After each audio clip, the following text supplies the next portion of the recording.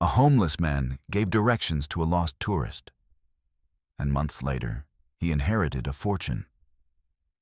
But this isn't a story about luck. This is a story about what happens when one act of kindness echoes through time in ways no one could ever predict.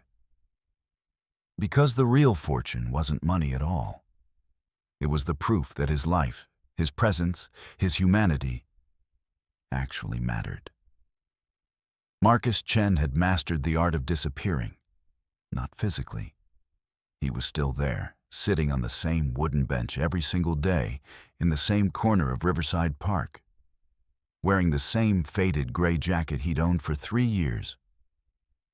But invisibility isn't about whether people can see your body. It's about whether they see you. And nobody saw Marcus anymore.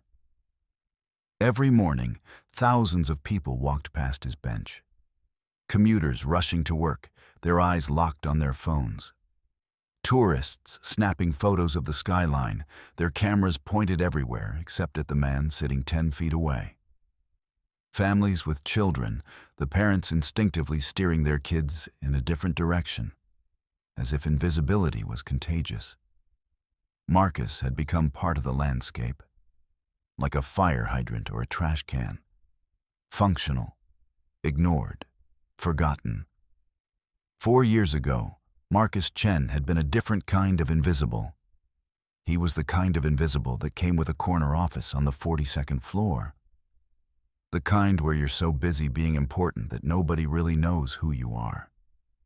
He was a financial analyst for Meridian Capital, successful, respected, making 6 figures. He had a wife named Sarah, a daughter named Emma who was 8 years old, and a life that looked perfect from the outside. But perfection has a shelf life. The recession hit in 2008. Meridian Capital didn't just downsize, it collapsed. Marcus survived 3 rounds of layoffs, watched colleagues walk out with boxes, felt the slow death of a company he'd devoted 15 years to. And then came the day when his boss, the man he'd trained, the man he'd mentored, called him into his office and said the words that would change everything. "Marcus, we're letting you go." That was the beginning of the end. Sarah left first. Not immediately. She tried for 6 months. But 6 months of unemployment, of mounting bills, of Marcus applying to job after job and hearing nothing but silence, wore her down. She took Emma and moved in with her parents in Portland. The divorce papers came a year later. Marcus didn't fight her on anything. He couldn't afford to. Then came the apartment. He couldn't pay rent. The eviction notice was taped to his door on a Tuesday morning. By Friday, he was living in his car. By the following month, the car was repossessed. By the month after that, he was on the street. 4 years. That's how long it had taken for Marcus Chen to become invisible. He'd tried everything in those early days. Job interviews where potential employers would see his age, 53, and suddenly remember they'd already filled the position. Shelters where he'd sleep in rooms full of broken men, listening to the sounds of desperation echoing off concrete walls. Soup kitchens where he'd eat food that tasted like ash, surrounded by people who'd given up on hope so long ago they couldn't remember what it felt like. But Marcus hadn't given up. Not yet. He'd kept himself clean. Showered at the YMCA twice a week, using a membership he'd managed to keep through a combination of luck and the kindness of a manager who didn't ask questions. He wore clothes that were worn but not filthy. He kept his beard trimmed. He maintained a kind of dignity in the face of complete degradation. And every single day, he sat on his bench in Riverside Park. The bench had become his anchor. It was under a large oak tree that provided shade in the summer and some shelter in the rain. It faced the river, where he could watch the water move, could pretend he was somewhere else, could exist in a state of semi-consciousness where the pain of his circumstances felt slightly less acute. He'd given his bench a name, the waiting place, because that's what it was. A place to wait for something, anything, to change. To wait for a job opportunity that never came. To wait for his daughter to reach out. She never did. Sarah had made sure of that. To wait for death, if he was being honest with himself. Most days, Marcus didn't think about the future. The future was a place where homeless men didn't go. The future was for people with options, with possibilities, with reasons to believe that tomorrow would be better than today. Marcus lived in the present moment, which was a kind of mercy. Because if he'd thought too hard about the future, he would have realized that there wasn't one. He'd become a ghost. People didn't see him. They looked through him. A businessman once sat on his bench, not realizing Marcus was already there. And Marcus had to quietly move. The man never even glanced at him. A woman dropped her purse near his feet. When Marcus picked it up and handed it to her, she flinched, as if he'd tried to steal from her. A child once pointed at him and asked his mother, "Why is that man so sad?" The mother quickly pulled the child away, whispering something about not staring. Marcus had learned to make himself smaller, quieter, less present. He'd perfected the art of taking up space without being noticed. It was a skill he'd developed over 4 years, honed through thousands of small rejections, countless moments of being treated as if he didn't exist. And the worst part? Some days, he almost believed it. Some days, Marcus would sit on his bench and wonder if he'd actually disappeared. If he was a ghost haunting Riverside Park, invisible not just to the living, but to himself. Those were the days when the weight of invisibility pressed down so hard that he could barely breathe. Those were the days when he'd think about walking into the river and never coming back. But something always stopped him. It wasn't hope. Marcus had learned that hope was a luxury he couldn't afford. It wasn't faith. He'd lost that somewhere between the eviction notice and the first night sleeping in his car. It wasn't even the thought of his daughter, because that thought hurt too much to hold on to. It was something smaller, something quieter, a kind of stubborn refusal to disappear completely. Every morning, Marcus would wake up, whether in a shelter bed or on a park bench or in a doorway. And he would think, "Today, I will remain visible to myself." He would wash his face. He would comb his hair. He would sit up straight. He would look people in the eye, even though they never looked back. It was a small act of rebellion against the invisibility. It was the only thing keeping him human. On this particular morning, the morning that would change everything, Marcus woke up on his bench with a crick in his neck and the vague sense that something was different. The sun was higher than usual, which meant he'd slept past his normal time. He'd been having a dream about Emma. She was 5 years old in the dream, the way she'd been before everything fell apart. She was laughing and he was pushing her on a swing. And for a moment in that dream, he'd been visible again. He sat up slowly, his joints protesting. His back ached. His hands were cold despite the jacket. It was early autumn, and the mornings were starting to get crisp. In a few months, winter would come, and Marcus would have to find a shelter. The thought of spending another winter in a crowded room full of desperate men made his chest tight. He looked out at the river, watching it flow past. The water was gray today, reflecting the overcast sky. A jogger ran past without looking at him.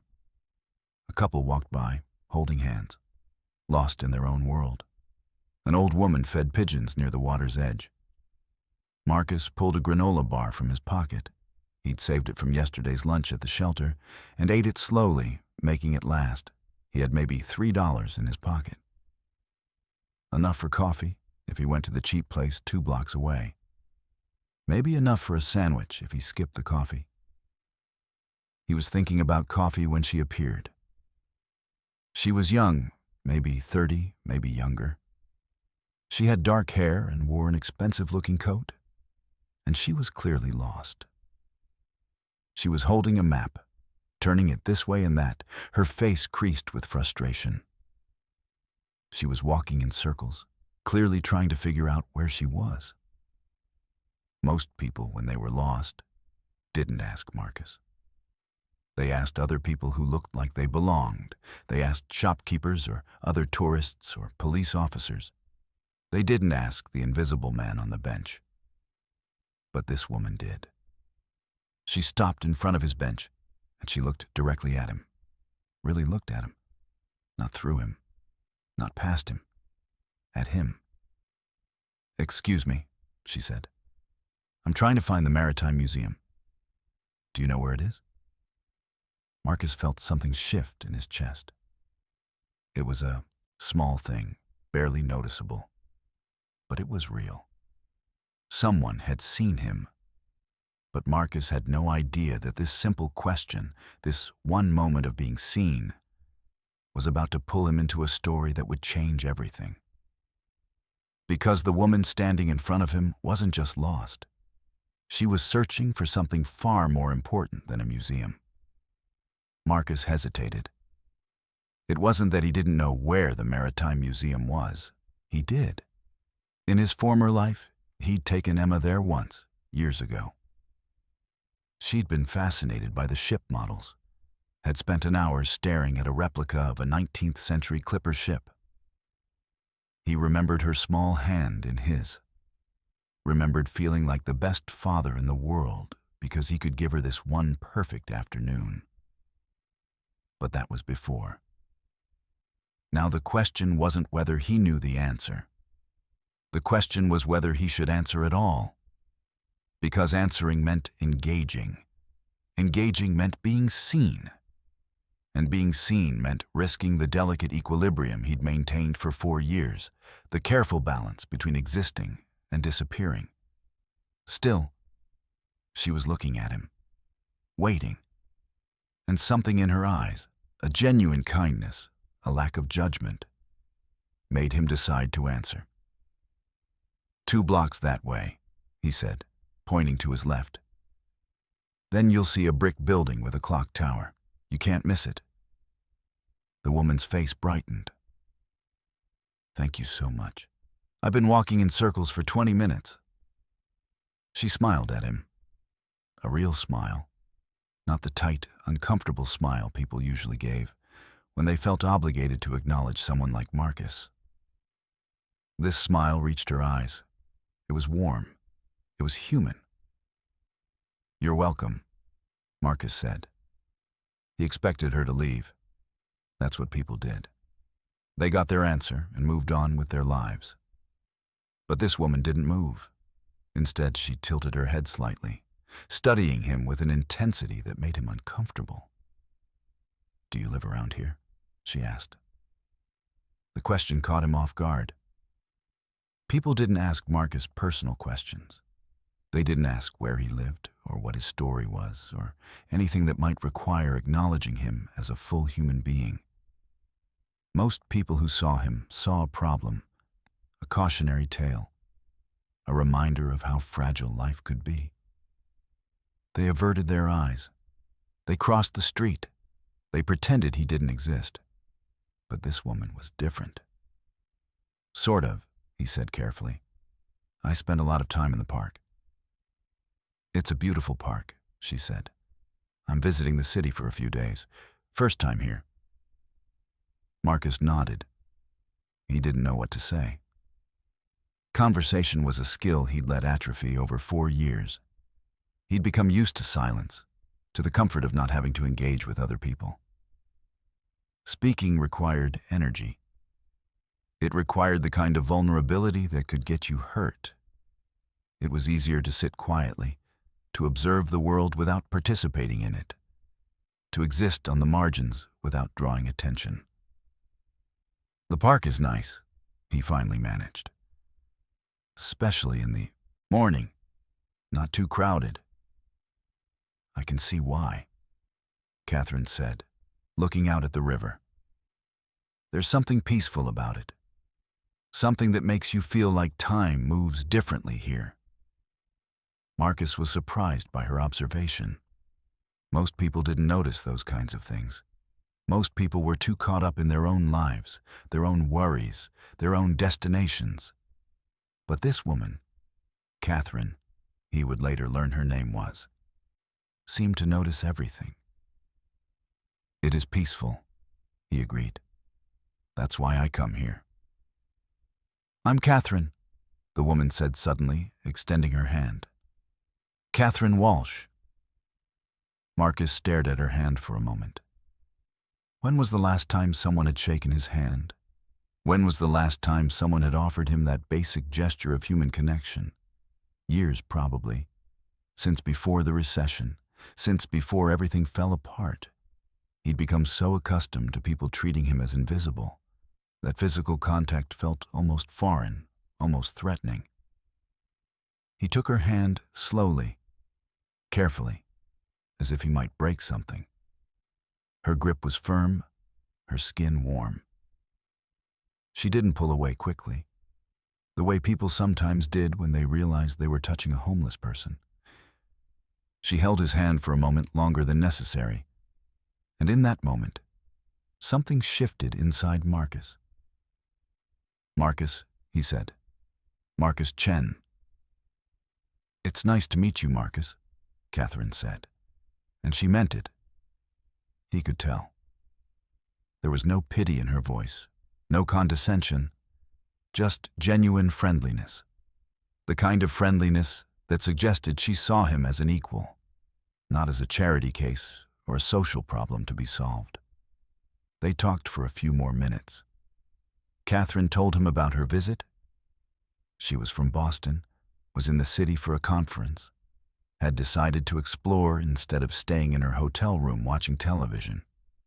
She'd wanted to see the real city, she said, not just the tourist attractions. She asked him questions about the neighborhood, about good places to eat, about what the park was like in different seasons.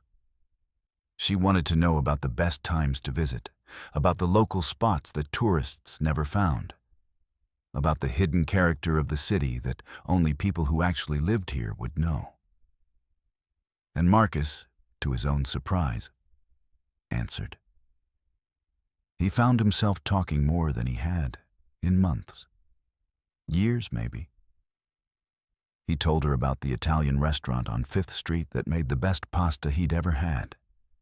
He told her about the way the park changed in autumn, how the trees turned colors that seemed almost unreal, how the light hit the water differently when the sun was lower in the sky. He told her about the old bookstore 3 blocks away that had a section of used paperbacks for 50 cents each. He told her about the shelter on Maple Street that served hot breakfast every morning at 6, and the community center that had free computer access for people who needed it. Catherine listened to everything he said with genuine interest. She asked follow-up questions. She wanted to know why he liked certain places, what drew him to them, what they meant to him. She treated his opinions and observations as if they mattered, as if his knowledge of the city and its hidden gems was valuable.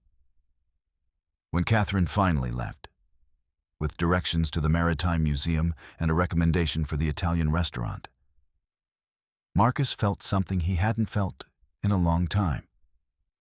He felt less invisible. It was a strange sensation. Not quite happiness, but something adjacent to it.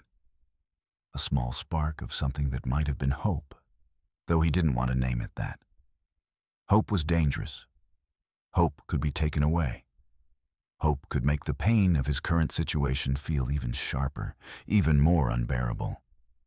He'd learned to live without hope, to exist in a kind of neutral emotional space where disappointment couldn't reach him. But for the rest of that day, Marcus found himself thinking about Catherine, about the way she'd looked at him, about the way she treated him like a person, not a problem to be solved or ignored, about the genuine warmth in her voice when she'd said his name, about the way she'd held his hand just a moment longer than necessary, as if to say, "You are real. You matter." He told himself it didn't mean anything. She was just a kind person passing through. She'd probably forget about him within an hour. By tomorrow, she'd be back in Boston, back to her real life, with her important job and her apartment and her friends. She'd tell the story of the nice homeless man she'd met in the park, and it would become just another anecdote, another moment of kindness that she'd feel good about but ultimately forget.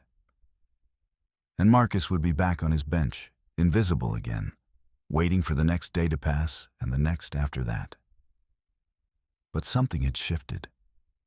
Something fundamental had changed in the way he thought about himself, about his place in the world. For a few hours, he'd been seen, really seen, and that experience had cracked the shell of invisibility he'd built around himself. 3 days later, Catherine returned to the park. Marcus was sitting on his bench in the same spot where she'd found him, when he saw her walking toward him. His heart did something strange in his chest, a skip, almost like it was remembering how to beat properly.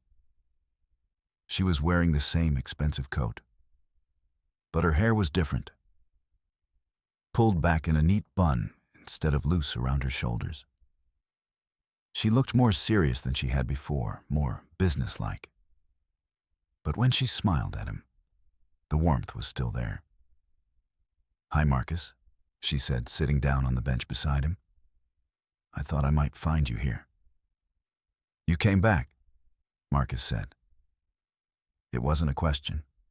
It was a statement of disbelief. He'd been half convinced that their meeting had been some kind of hallucination, a dream his mind had conjured to give him a few hours of respite from his reality. "I did," Catherine said. "I've been thinking about our conversation, about what you said about the park being a good place to think." Marcus hadn't said exactly that.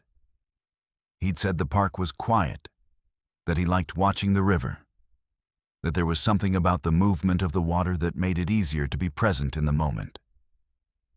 But he understood what she meant. The park was a place where you could think, where you could exist without the constant pressure of the world demanding something from you.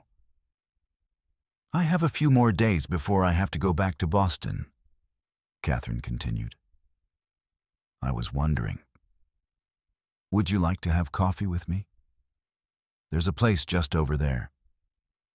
She pointed to a small cafe across the street that Marcus had never been to. He'd seen people going in and out, had smelled the coffee from his bench, but had never considered actually going inside.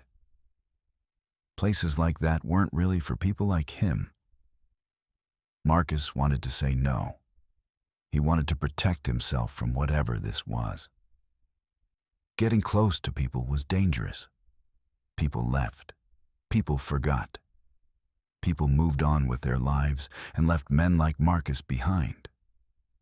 He'd experienced that kind of abandonment before. He knew how much it hurt. He didn't want to set himself up for that kind of pain again. But he found himself saying yes. They sat in the cafe for an hour. It was warmer inside than Marcus had expected, and there was soft jazz playing from speakers he couldn't locate.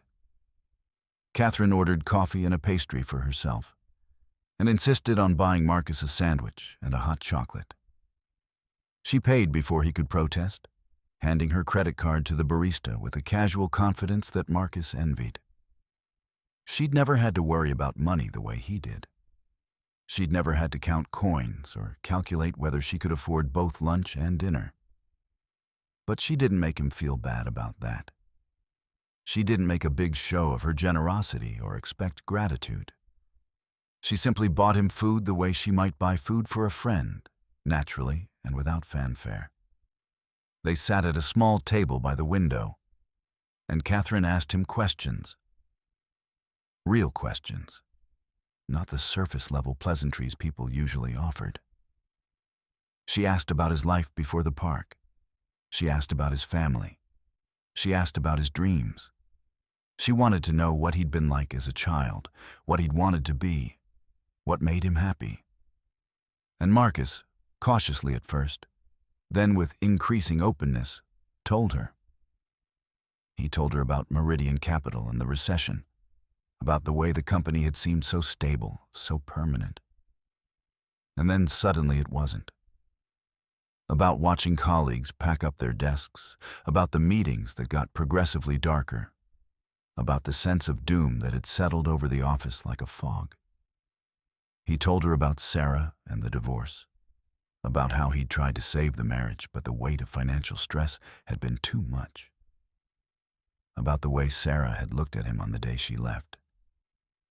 Not with anger, but with something worse. Disappointment. The sense that he'd failed her.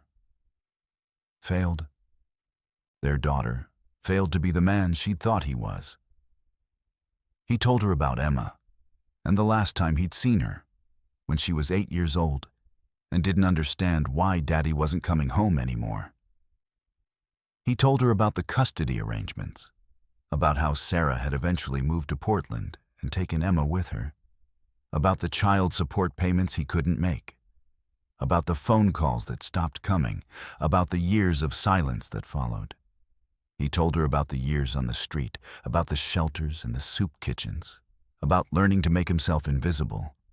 He told her about the cold winters and the hot summers, about the other homeless people he'd met. Some kind, some dangerous, all of them broken in different ways. He told her about the jobs he'd tried to get and couldn't, about the way employers looked at him and saw only his circumstances, not his capabilities.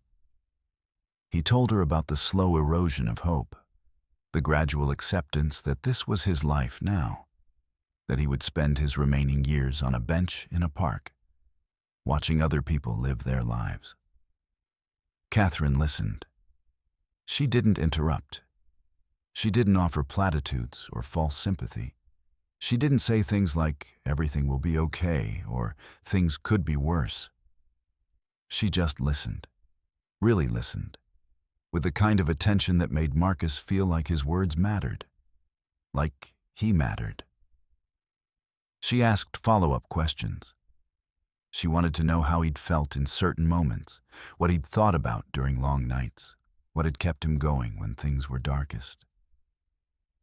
"I'm sorry," she said when he finished. That's a lot to carry alone." "I'm used to it," Marcus said. "You get used to anything if you have enough time." "You shouldn't have to be," Catherine replied. "No one should have to carry that kind of weight by themselves." Over the next few days, Catherine became a fixture in Marcus's life. She'd meet him in the park each morning. They'd have coffee. They'd walk along the river. She'd ask him questions about his past, his interests, his hopes. She wanted to know about his childhood, about his parents, about the first time he'd known he wanted to work in finance.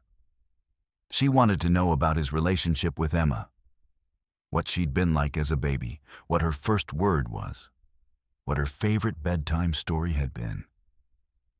And slowly, Marcus began to remember who he'd been before invisibility. Not the man with the corner office. He didn't want to go back to that. That version of himself had been hollow, driven by ambition and the need to prove himself, constantly stressed and never satisfied.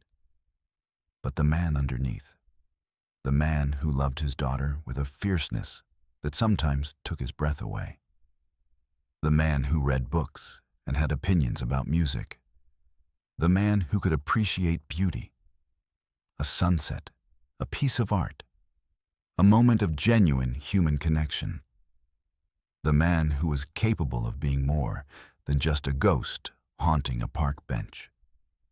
Catherine shared things about herself too.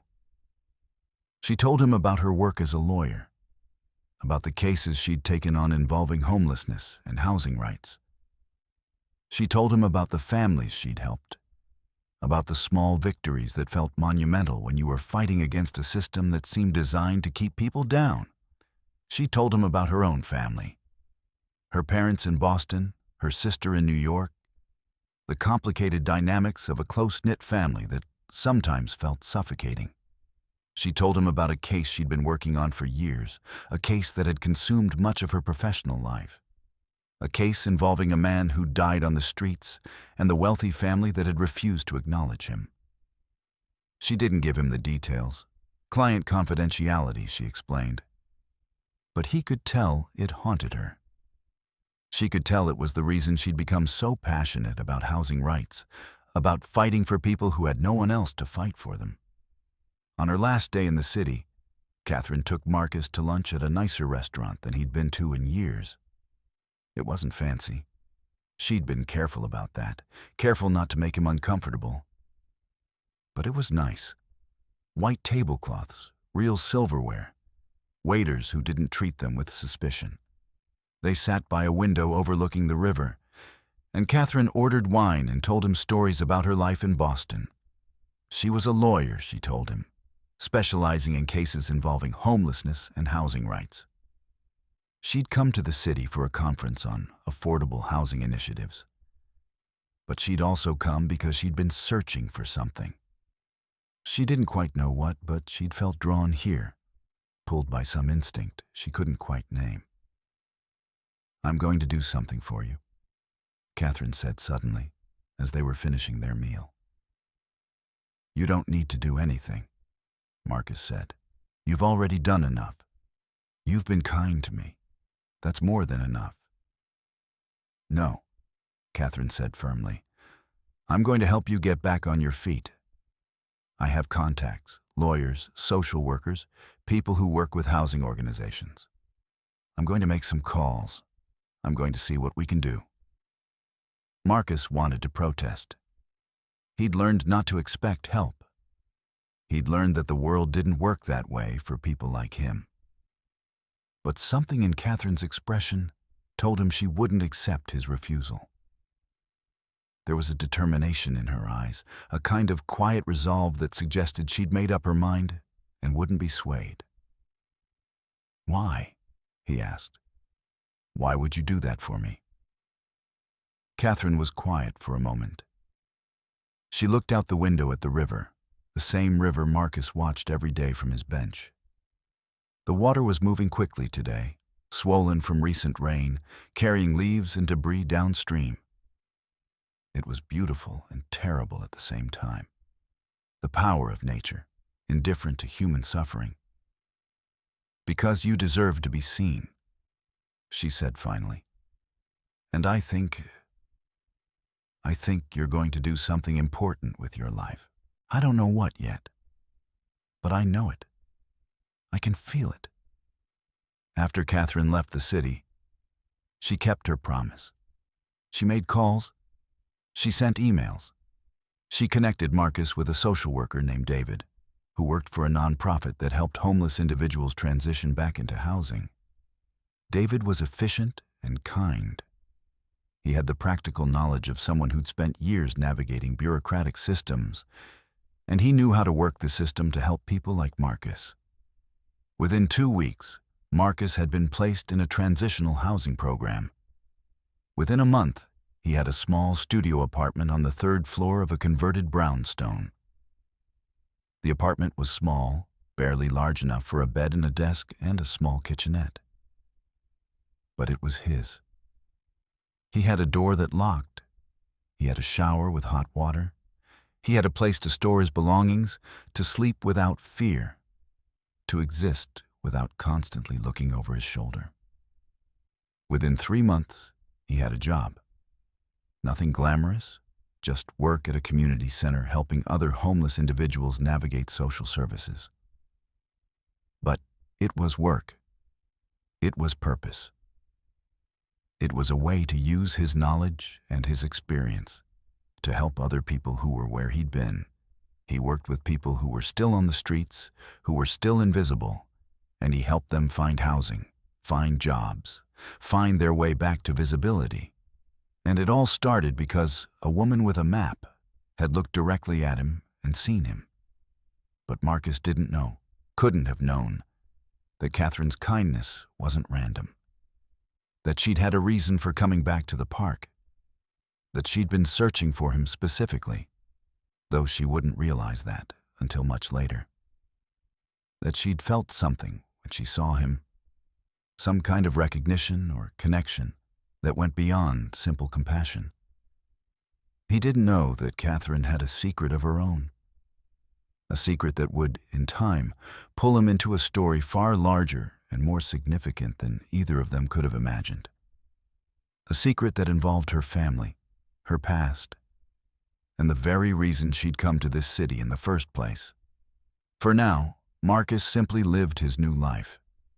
He went to work. He saved money. He started taking night classes to get his GED, sitting in classrooms with teenagers and other adults trying to rebuild their lives. He called his ex-wife and asked about Emma, and though Sarah was hesitant, suspicious of his motives, she eventually agreed to let him write letters to his daughter. Emma didn't respond at first. But after 6 months, a letter came back. It was short, just a few sentences. But it was enough. "Hi, Dad. Mom says you're doing better. I'm glad. Maybe we can talk sometime."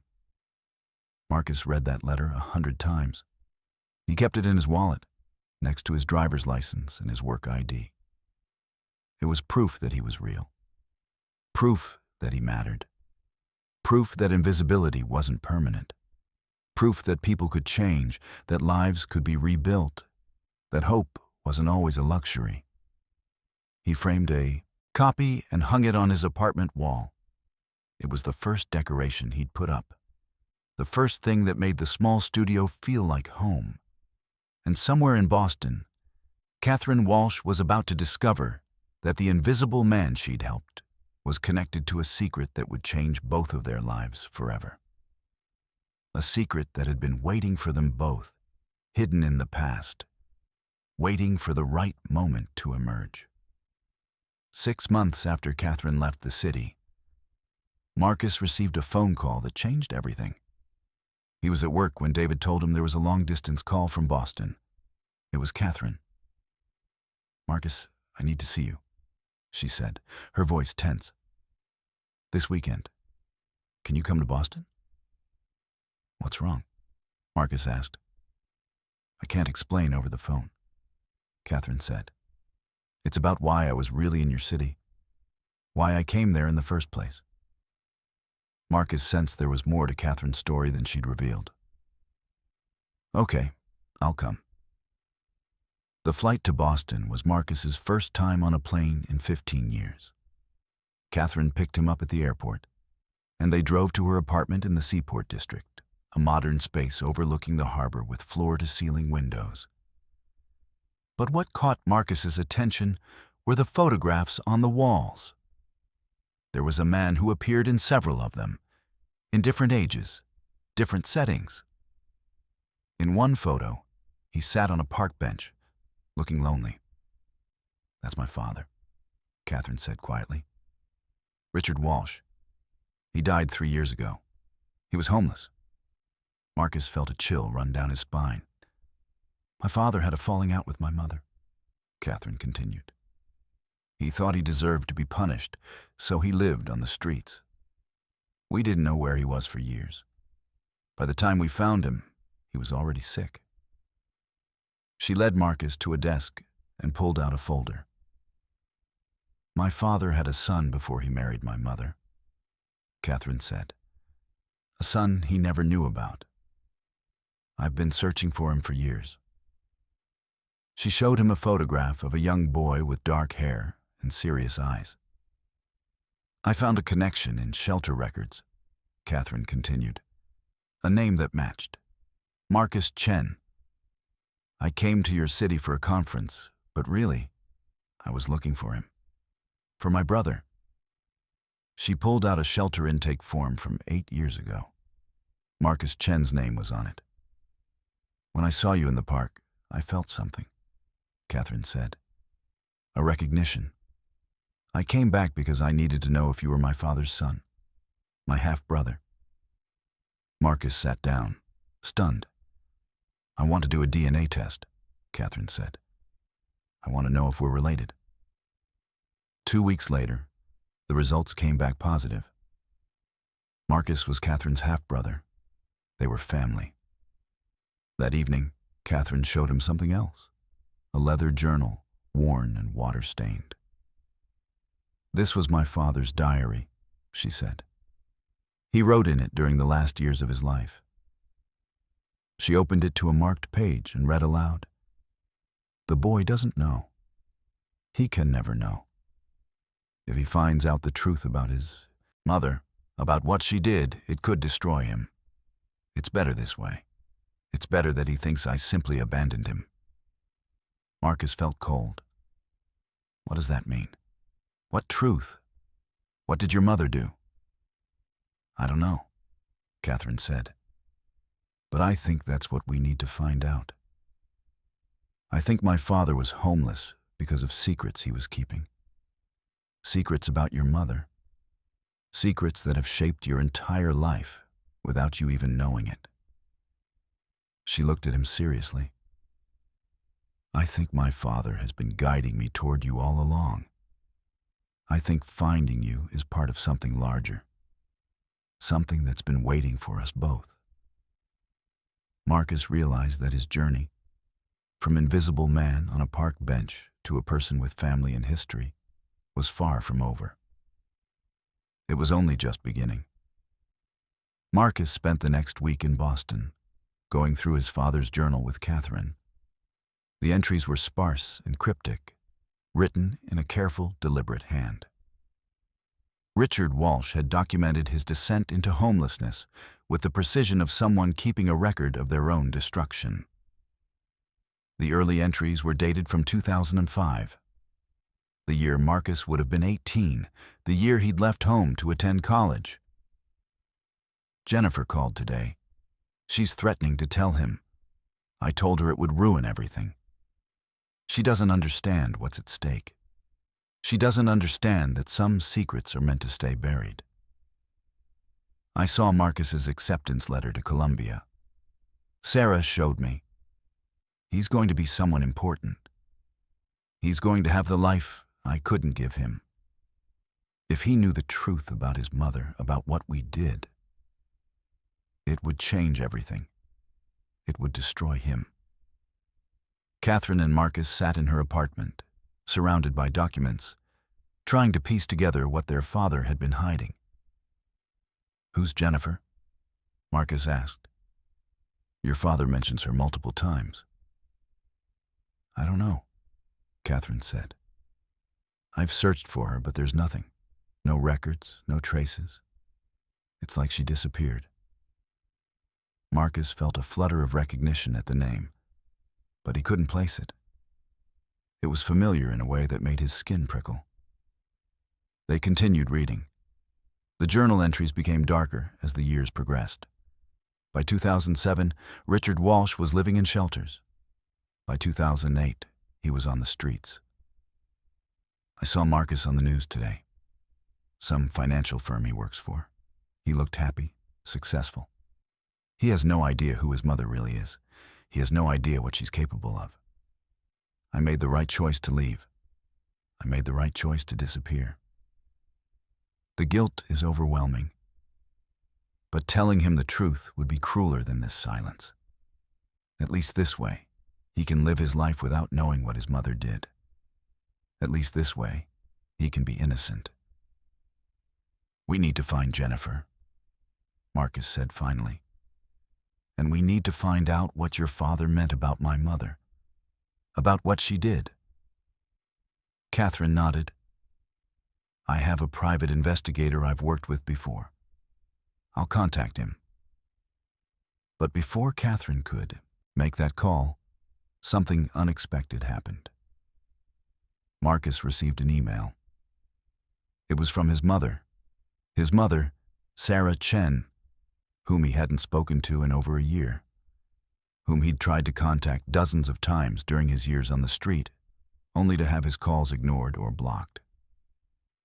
The subject line was simple: "We need to talk."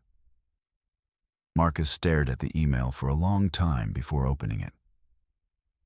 "Marcus, I don't know how to say this, but I think Catherine Walsh has been in contact with you. I don't know what she's told you, but there are things you need to understand. Things about your father. Things about me. I'm flying to Boston tomorrow. We need to meet. It's time you knew the truth. Mom." Marcus showed the email to Catherine. Her face went pale. "How did she know I was in contact with you?" Catherine asked. "How did she know you were here?" "I don't know," Marcus said.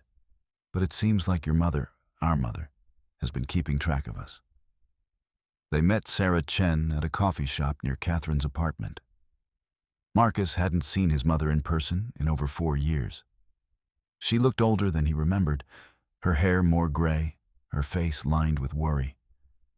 But her eyes were the same, sharp, intelligent, carrying secrets. "Thank you for meeting me," Sarah said, sitting down across from them. She didn't order coffee. She seemed too anxious to eat or drink anything. "Mom, what's going on?" Marcus asked. Catherine found something in her father's journal. Something about secrets. Something about Jennifer. Sarah's face went very still. "Jennifer," she said quietly. "So he wrote about her. I always wondered if he would." "Who is Jennifer?" Catherine asked. Sarah took a deep breath. "Jennifer is Marcus's biological mother." The words hung in the air like a physical thing. Marcus felt the world tilt slightly. "What?" he said. "I'm not your biological mother," Sarah continued, looking directly at Marcus. "I adopted you when you were 3 days old. Your biological mother was Jennifer Hartley. She was involved with your father before he met me." Marcus felt like he couldn't breathe. Everything he'd believed about his identity, about his family, was suddenly uncertain. "Why didn't you tell me?" he asked. "Because your father didn't want you to know," Sarah said. "He made me promise. He said it would be too complicated, too painful. He said it was better if you never knew." "But why?" Catherine asked. "Why did it matter so much?" Sarah looked between them, seeming to struggle with how much to reveal. "Because Jennifer was married," Sarah said finally. "When she had you, Marcus, she was married to someone else. Your father was involved with a married woman. When she became pregnant, she couldn't tell her husband. She couldn't keep the baby. So she gave you up for adoption. And your father wanted to be involved. But he couldn't be. Not openly. It would have destroyed Jennifer's marriage. It would have exposed an affair. So he paid you to adopt me," Marcus said, understanding dawning. "He paid you to raise his illegitimate child." "It wasn't like that," Sarah said, her voice breaking. "I loved you from the moment I held you. You were my son. But yes, your father was involved. He helped with expenses. He was there in his way, even though he couldn't claim you publicly." "And Jennifer?" Catherine asked. "What happened to her?" Sarah's expression grew even more pained. "Jennifer had a breakdown after you were born," Sarah said, looking at Marcus. "She couldn't handle the guilt, the secrecy. She left her husband. She left the city.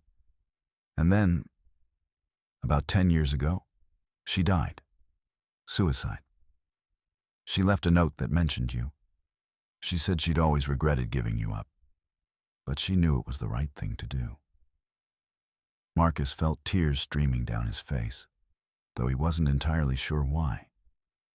He was grieving for a woman he'd never known, mourning a relationship that had never existed. "Your father blamed himself," Sarah continued. "He thought if he'd handled things differently, If he'd been braver, if he'd claimed you openly, maybe Jennifer would have survived. He spiraled. The guilt consumed him. When the recession hit, when he lost his job, he just gave up. He decided he deserved to be homeless. He decided he deserved to suffer. And you let him? Catherine asked, her voice sharp with anger. You knew all this, and you let him die on the streets? I tried to help him, Sarah said quietly. I tried for years, but he wouldn't accept my help. He said he deserved his punishment. He said the only way he could atone was to disappear from all of our lives. Marcus looked at his mother, at Sarah, the woman who had raised him, and saw the weight of decades of secrets in her face. Why are you telling us this now? He asked. Because I'm dying, Sarah said simply. I have cancer.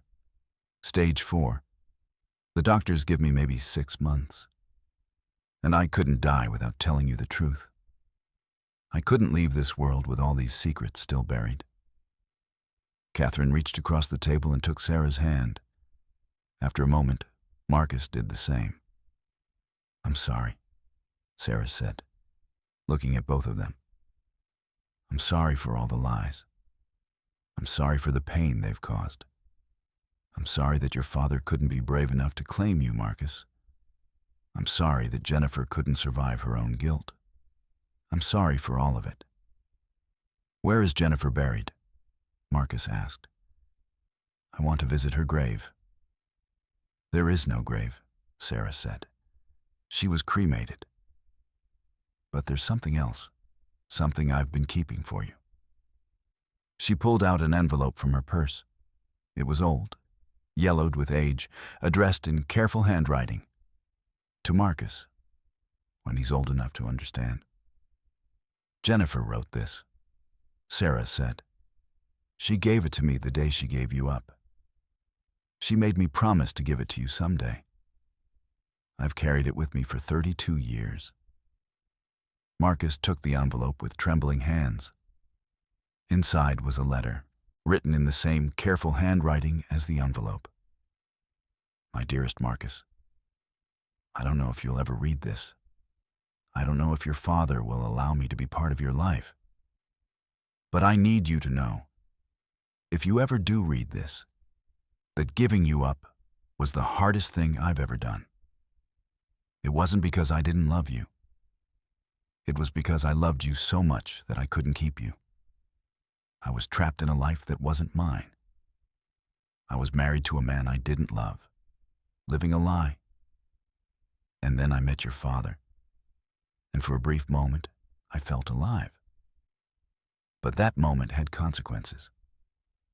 You were the consequence, and you were the most beautiful consequence of my life.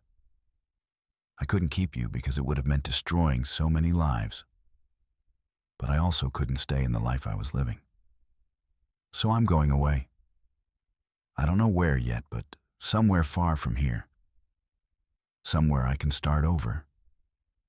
If you ever read this, I want you to know that you were loved. You were wanted. And every day of your life, even if you never know my name, even if you never know that I existed, I will be thinking of you. I will be hoping that you're happy.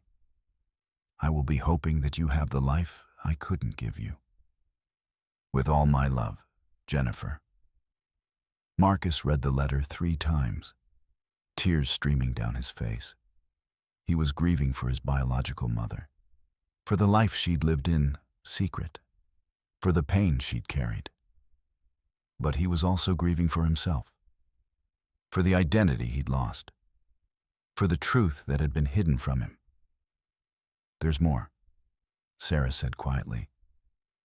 Jennifer left something else, something that your father discovered years later after she died, something that changed everything he understood about his own past. What? Catherine asked. Sarah pulled out another document, a birth certificate, old and official looking. Jennifer had a daughter, Sarah said, before she met your father, a daughter she gave up for adoption when she was 18 years old. The daughter was born in 1969. Catherine's face went white. That's impossible, she whispered.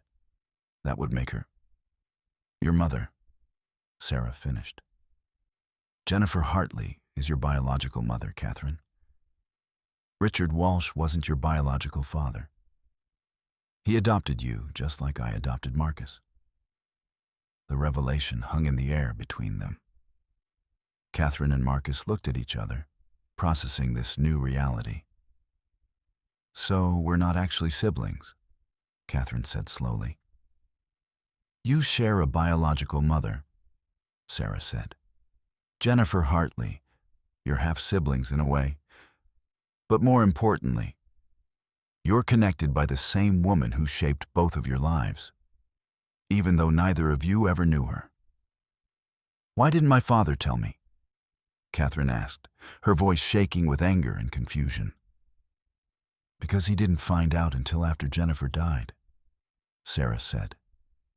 He found a letter in her belongings, a letter that explained everything. That's when he realized that he'd been searching for Jennifer his whole life, and he'd finally found her only to discover that she was gone. That's when he gave up. That's when he decided he deserved to suffer. Marcus stood up and walked to the window. Outside, Boston was going about its day.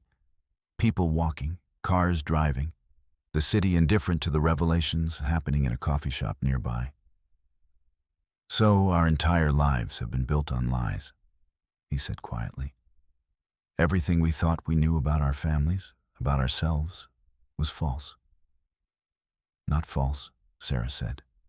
Just incomplete. The love was real. The family you had was real. But yes, there were secrets. There were truths that should have been told. Catherine was crying now, the shock giving way to emotion. I spent years looking for my father's son, she said. I spent years searching for a brother. But what I was really looking for was a connection to a mother I never knew. A mother I never even knew existed. Jennifer wanted you to find each other, Sarah said. I think that's why she left those letters. I think she knew that someday the truth would come out. And when it did, you would find each other. You would have each other. Marcus turned back to face them. I need time, he said. I need time to process all of this. I understand, Sarah said. But Marcus, there's one more thing. Jennifer left something for you. Something physical. Something I've kept safe all these years. She pulled out a small box from her purse. Inside was a locket, old, silver, beautiful. Inside the locket was a photograph of a young woman with dark hair and kind eyes. And on the back, engraved in tiny letters, were the words, "To my son, with all my love." Marcus held the locket in his palm, feeling the weight of it. It was such a small thing, but it contained the entire history of his life. The secret that had shaped him, the mother he'd never known, the truth that had been hidden from him. I need to think, he said finally. I need to understand what this all means. He left the coffee shop and walked through Boston, the locket clutched in his hand.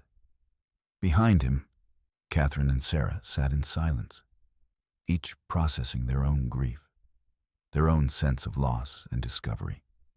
Marcus had come to Boston searching for family. He'd found it. But he'd also discovered that family was far more complicated, far more painful than he'd ever imagined. Marcus walked through Boston for hours, the locket heavy in his pocket. He found himself at the harbor, watching the water, trying to make sense of his shattered identity. Catherine found him on a bench overlooking the water and sat beside him in silence. I'm sorry, Catherine said finally. I'm sorry I brought all of this up. You didn't know, Marcus said. Neither of us did. Catherine opened the locket Marcus showed her, looking at the photograph of their biological mother. She was beautiful. I can see the resemblance. You look like her. I wish I'd known her, Marcus said. So do I, Catherine replied. But maybe we can know her through each other. We can learn her story. We can make sure it doesn't disappear. They returned to Catherine's apartment to find Sarah waiting. When she saw Marcus, tears filled her eyes. Tell me about Jennifer, Marcus said, sitting beside her. Tell me everything. For hours, Sarah told them about Jennifer Hartley. Intelligent, creative, trapped in a loveless marriage. She'd fallen in love with Richard Walsh and became pregnant with Marcus. Afraid her powerful husband would take the baby away, she gave Marcus up for adoption. She couldn't move past the guilt, Sarah said. She spent her life grieving for the children she'd given up. Children? Catherine asked. Plural? Jennifer had a daughter when she was 18, Sarah said. She gave her up too. That daughter was raised in Connecticut. As far as I know, she never knew she was adopted. Over the next few days, Catherine's private investigator found Jennifer's first daughter, Diana Winters, a teacher living in Connecticut with her own family. She had no idea she was adopted. Marcus and Catherine drove to Connecticut and told Diana the truth about Jennifer, about the adoption, about their shared biological mother. Diana cried and asked questions. When she was ready to process it, they exchanged contact information. As they drove back to Boston, Marcus felt something shift inside him. The pieces of his life were still broken, but they were forming a new picture. Not what he'd expected, but more authentic. He had a biological mother he'd never known. He had 2 sisters. He had a father who died carrying secrets. And he had Sarah, the woman who'd raised him, who was finally telling him the truth.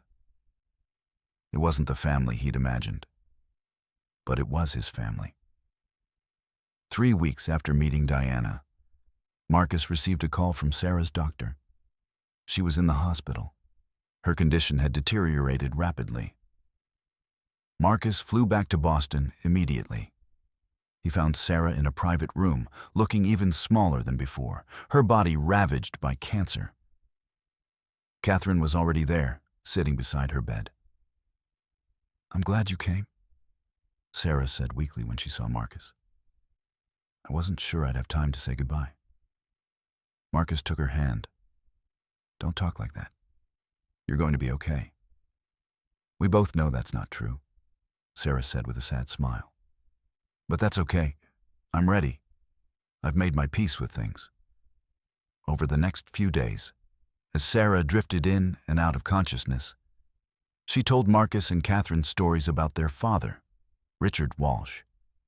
Stories that painted a picture of a man torn apart by guilt and impossible choices. He loved you so much, Sarah said to Marcus.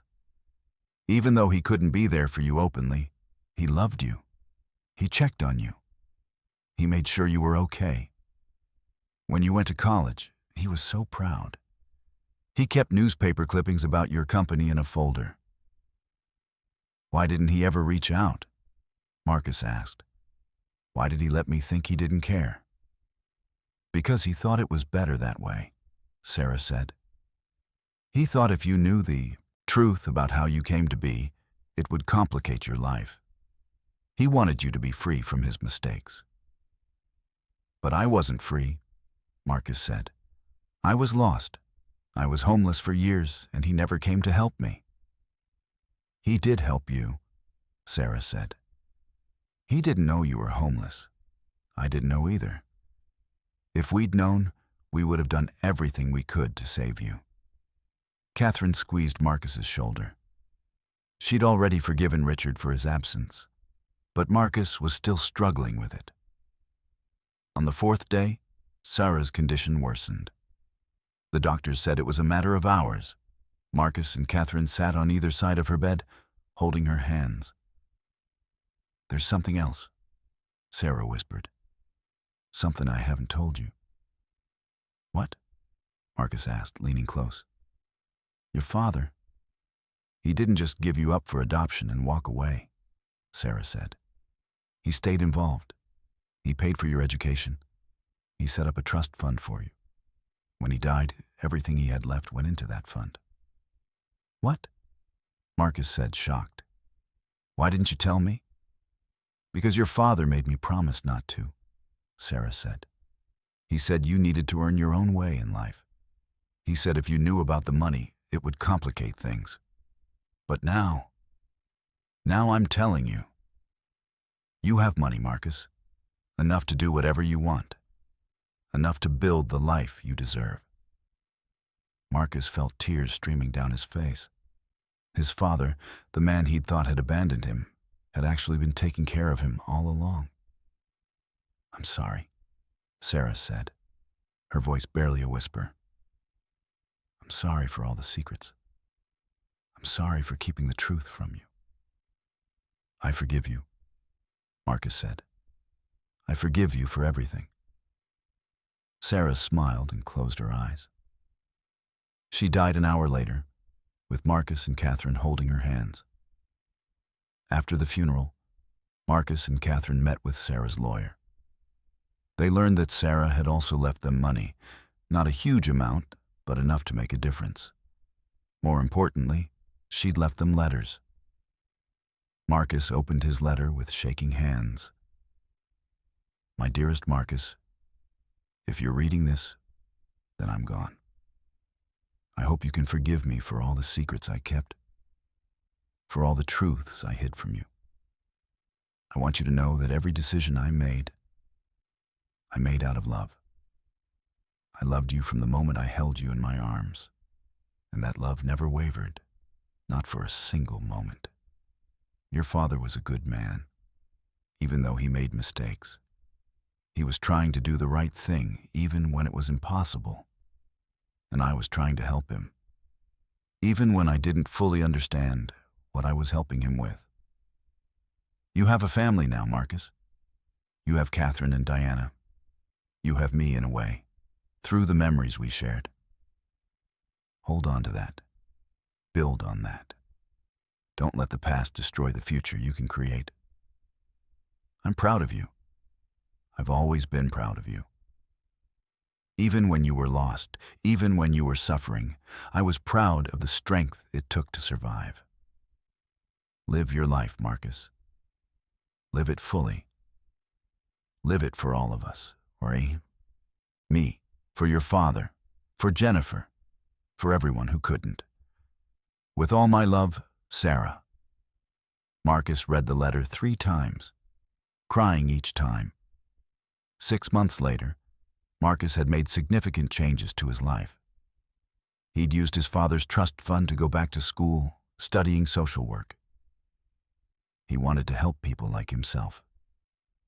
People who'd fallen through the cracks, people who were invisible to society. Catherine had left her job in Boston and moved to New York to be closer to Marcus. She was writing a book about their family, about Jennifer, about Richard, about the secrets that had shaped their lives. She wanted to tell their story so that others might understand the complexity of family, the weight of secrets, the power of truth. Diana had also become part of their lives. She'd started therapy to process the revelation about her adoption.